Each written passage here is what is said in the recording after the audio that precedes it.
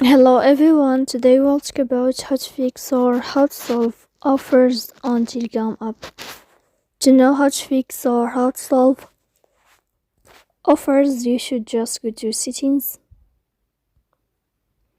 After that, you can click apps, default apps, app settings.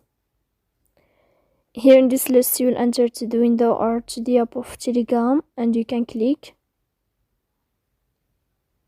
Here in this page of app info, you will click on first stop and you can click OK.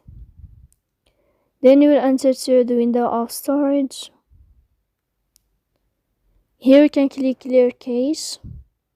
You will find manage storage, but don't click here just if you want to clear your data. As you see, and in the end you can turn off your phone. So please don't forget to support us by like and subscribe. See you next time.